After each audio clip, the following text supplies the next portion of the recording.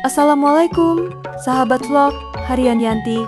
Bagaimana kabar kalian hari ini? Kali ini saya sedang berada di titik lokasi Kali Rawalumbu yang beberapa hari lalu sempat viral dan menjadi perhatian kita semua hingga Pak Wali Kota turun ke lapangan untuk mengecek langsung apa yang terjadi. Kenapa? Karena seperti yang kita tahu, salah satu sisi turap di sini sempat jebol akibat debit air yang sangat tinggi. Tapi kali ini ada kabar baik. Bisa teman-teman lihat sendiri di belakang saya, penanganannya sangat cepat. Sekarang kondisinya sudah kembali kokoh. Beton-beton penguat sudah terpasang rapi dan tanggul ini sudah siap kembali melindungi pemukiman warga dari luapan air. Tim proyek banner-banner memperhitungkan kekuatan pondasinya. Kita lihat di bagian bawah ini, penguatannya lebih dalam dibanding sebelumnya. Ini penting banget karena arus Kali Rawalumbu ini kalau lagi hujan deras, tekanannya luar biasa. Banyak yang bertanya-tanya, kenapa sih bisa jebol? Apakah pengerjaannya yang asal-asalan?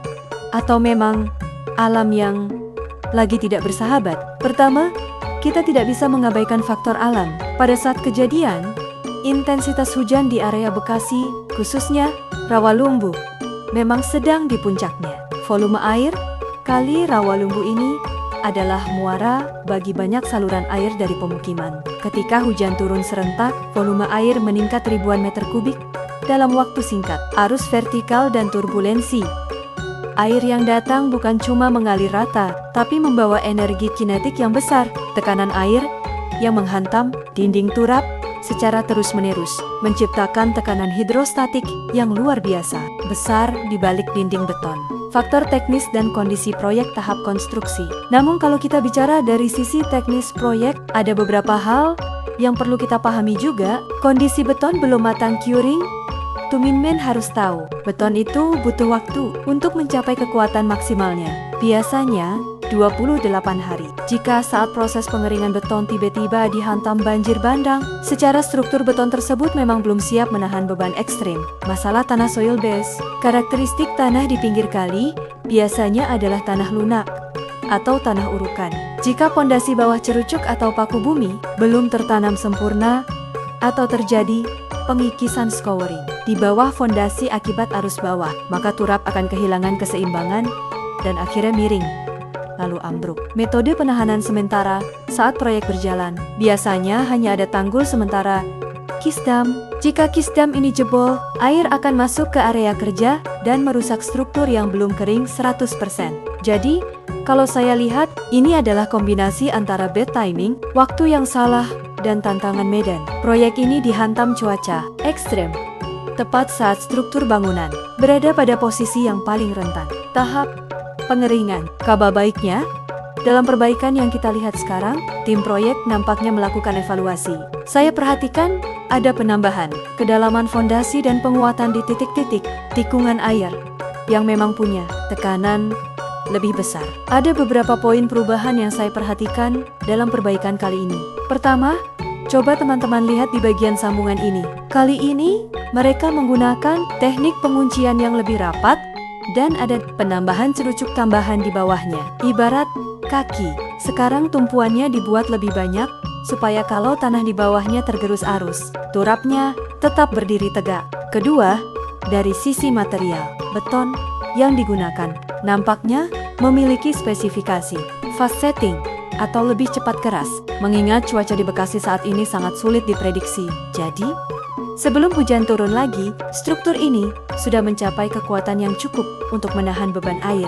Ketiga, saya lihat ada pembuatan lubang-lubang pembuangan air atau weep holes yang lebih tertata di dinding turap. Gunanya apa? Supaya air tanah di balik tembok tidak menumpuk dan menciptakan tekanan balik. Jadi, air bisa keluar lewat lubang itu dengan terkontrol tanpa merusak dinding. Kenapa perbaikan ini begitu penting? Kita lihat di sisi sebelah kiri dan kanan saya ini, jarak antara kali dengan pemukiman warga itu hanya hitungan meter saja. Kalau turap ini tidak segera diperbaiki dengan benar, taruhannya bukan cuma harta benda, tapi keselamatan warga saat mereka tidur di malam hari. Mari kita jaga bersama. Jangan jadikan kali ini tempat sampah raksasa. Sampah yang menyumbat arus bisa menciptakan pusaran air yang lama-lama akan mengikis dasar turap ini lagi. Sehebat apapun beton yang dipasang, kalau kita tidak merawat ekosistem kalinya, alam punya caranya sendiri untuk mengingatkan kita. Semoga informasi perkembangan Kali Rawalumbu ini bermanfaat bagi kalian, terutama warga Bekasi.